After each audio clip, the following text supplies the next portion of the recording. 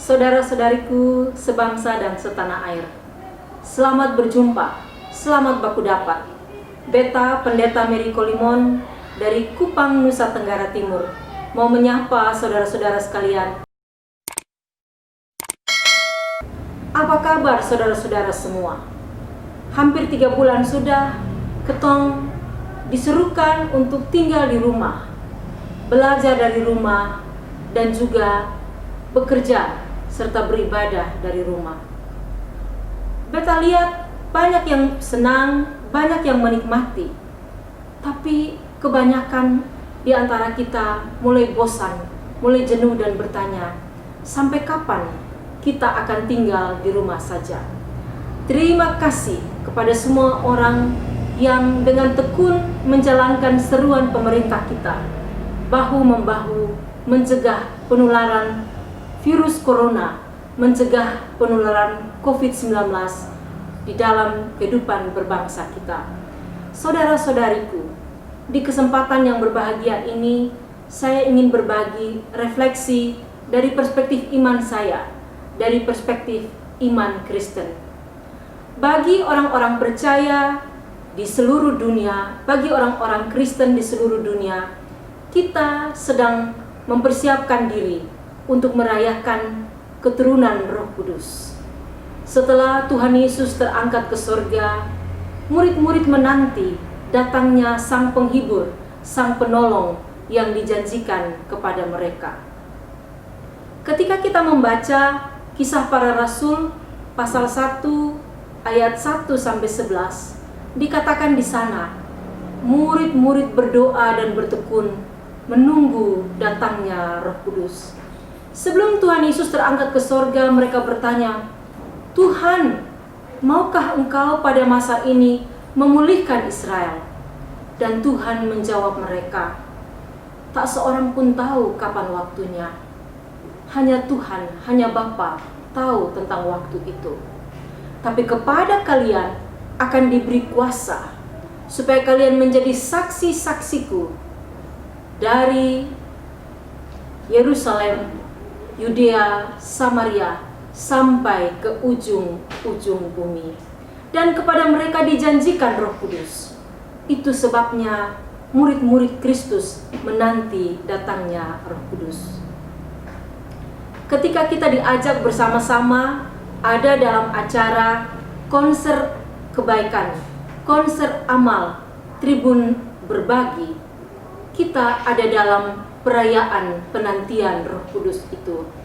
Bersama-sama dengan orang percaya sedunia, kita diingatkan pada janji Kristus. Apapun kesulitanmu, apapun tantanganmu, Tuhan tidak membiarkanmu sendiri. Roh Kudus diberikan supaya murid-murid mendapatkan kuasa, mendapatkan daya, supaya mereka tetap punya kekuatan iman, bahwa mereka tidak berjalan sendiri dalam kesulitan hidup. Tuhan bersama-sama dengan mereka.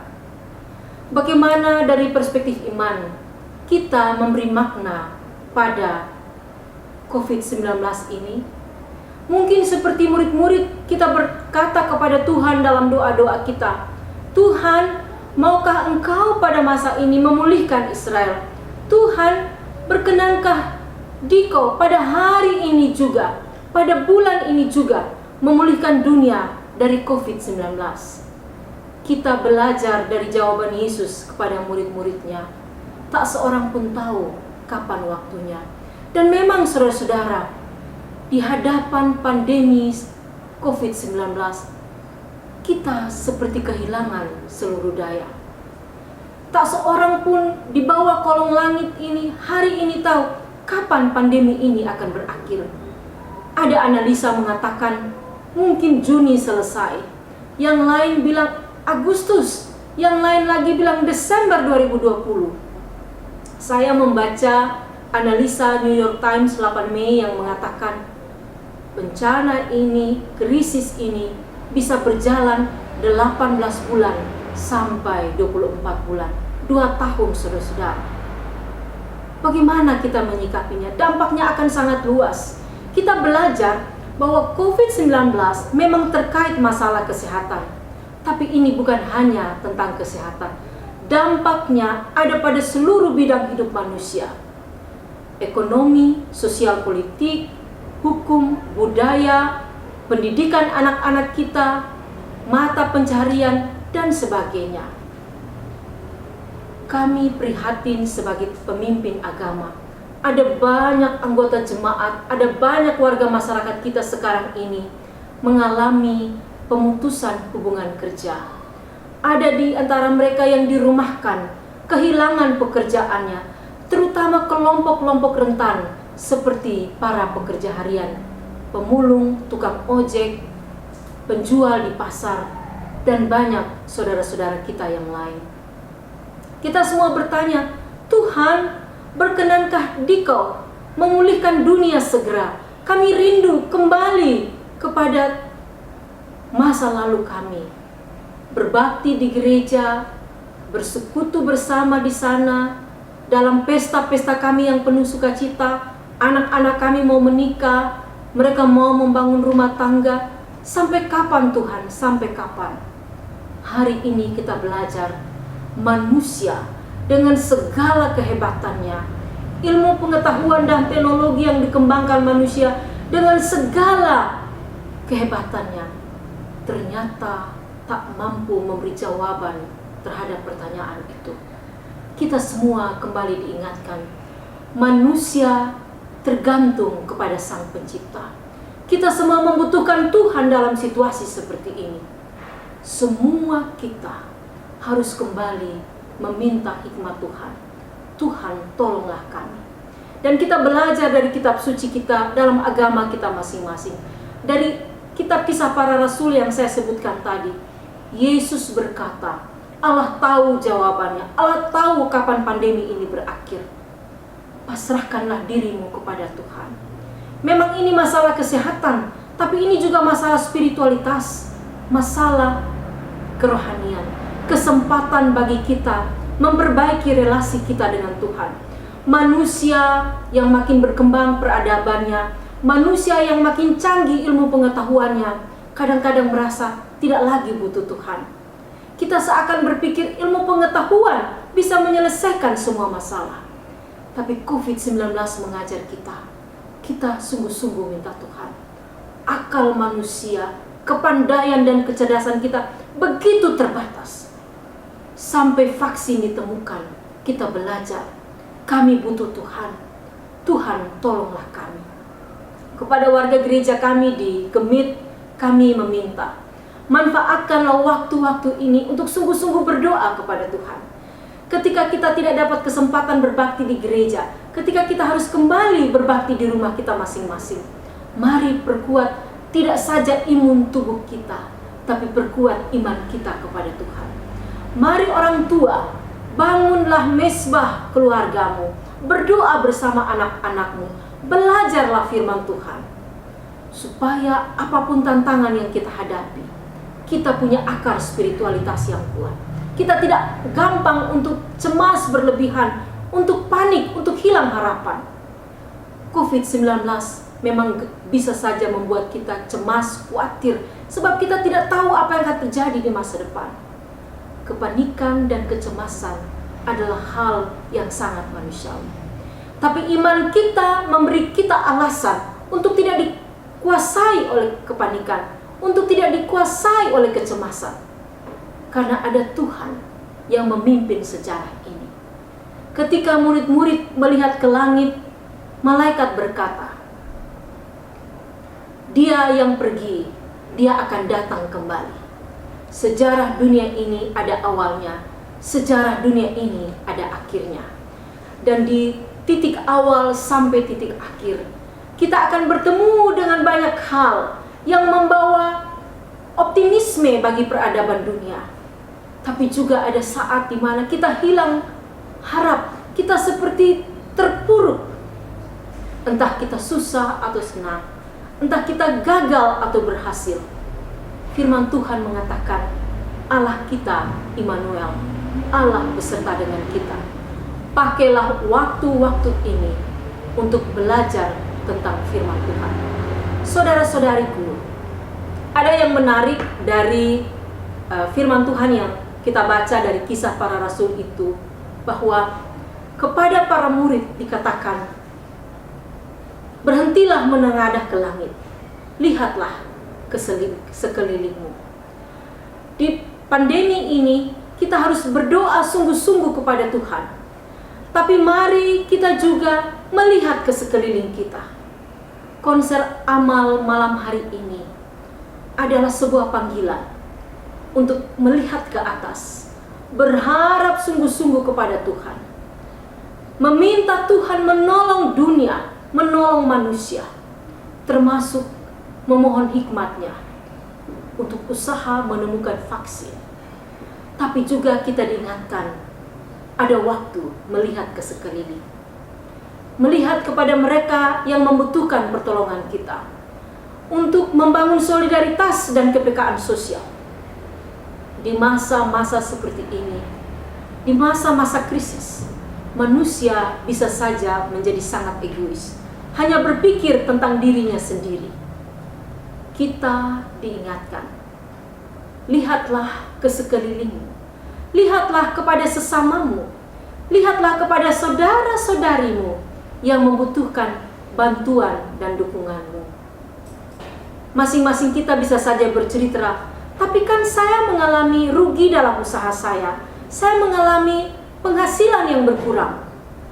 Kita diingatkan bahwa di masa-masa seperti ini, berbagilah perhatian, kasih sayang, solidaritas dengan saudara-saudarimu yang lain. Ketika saudara kita, tetangga kita mengalami kesulitan, bantulah mereka, bekalah pada penderitaan mereka. Bukalah tanganmu, ulurkanlah bantuanmu kepada saudaramu.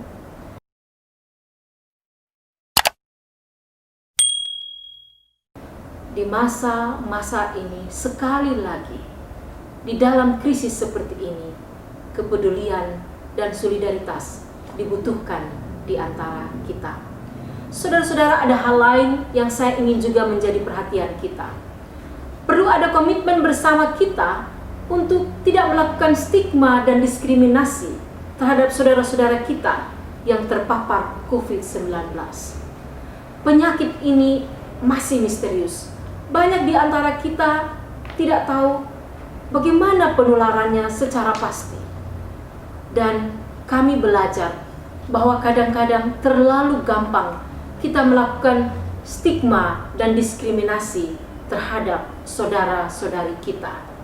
Halaman-halaman media sosial, Facebook, Instagram, kadang-kadang penuh dengan cacian, umpatan, bahkan ujaran kebencian kepada saudara-saudara kita yang terdampak.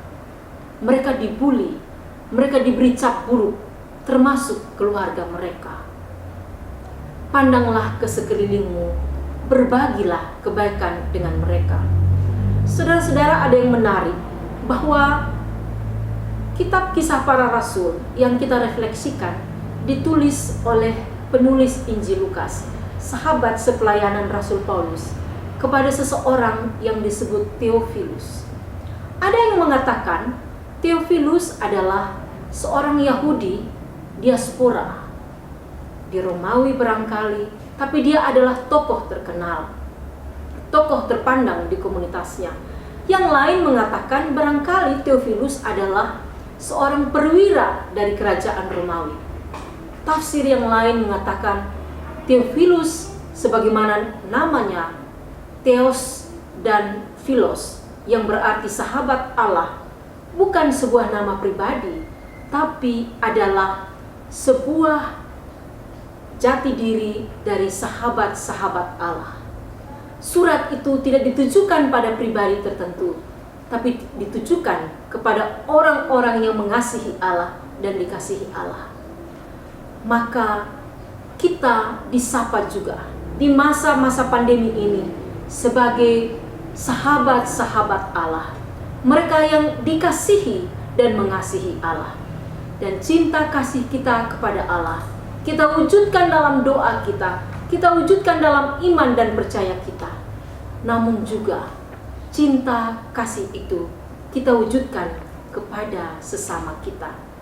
Di masa-masa seperti ini, jadilah sahabat-sahabat Allah yang menunjukkan belas kasih Allah, perhatian dan cinta kasih Allah kepada sesama kita, terutama mereka yang paling rentan. Kita mendengar cerita saudara-saudari kita, para medis, dokter, perawat, yang memberi hidup mereka berada di garis depan membela kehidupan. Ada warga jemaat kami dokter, ada warga jemaat kami perawat yang berminggu-minggu tidak pulang rumah. Mereka kelelahan, mereka menginap di tempat-tempat yang disediakan karena khawatir kalau pulang rumah mereka bisa saja terpapar dan menularkan virus itu kepada anggota-anggota keluarga mereka. Kita bayangkan betapa besarnya pengorbanan mereka. Mereka lelah fisik dan mental, tapi mereka terus memberi hidup kepada perjuangan ini. Mereka harus hidup di tengah-tengah resiko. Bisa saja mereka terpapar, dan lebih-lebih mereka tidak bisa memeluk orang-orang yang mereka cintai, suami, istri, anak-anak mereka. Mari kita menjadi sahabat-sahabat Allah bagi mereka. Tinggal di rumah saja. Kalau ada hal yang tidak terlalu penting, kita tetap tinggal di rumah. Dengan tinggal di rumah, kita memberi bagian terbaik kita sebagai sahabat-sahabat Allah. Kami juga meminta perhatian kita. Di kesempatan seperti ini, bekalah pada saudara-saudaramu. Ada yang kesepian, ada yang menderita, ada yang sendirian di rumah mereka. Sebagai komunitas jemaat, sebagai komunitas gereja, sebagai komunitas masyarakat, bekalah siapa tetangga saya yang paling butuh perhatian. Mungkin sulit bagi kita untuk mengunjungi secara fisik, tapi kita bisa menelpon mereka, kita bisa mengirim pesan, kita bisa memberi semangat kepada mereka. Juga kepada saudara-saudara kita yang terpapar, juga kepada keluarga-keluarga mereka. Akhirnya saudara-saudaraku, tak seorang pun tahu kapan pandemi ini akan selesai. Tapi satu hal pasti, iman kita mengajarkan Tuhan memegang kendali atas sejarah. Allah kita Allah Immanuel. Dan seperti kepada murid-murid diberi daya, diberi kuasa untuk melakukan kebajikan, untuk melakukan kebaikan. Mari di tengah-tengah pandemi ini, kita mengklaim daya ilahi yang Tuhan berikan pada diri kita, potensi yang ada dalam komunitas kita, untuk menjadi sahabat-sahabat kebaikan, untuk menjadi sahabat-sahabat Allah, yang berbagi solidaritas, yang berbagi kebaikan bagi semua. Tuhan Yesus memberkati. Shalom.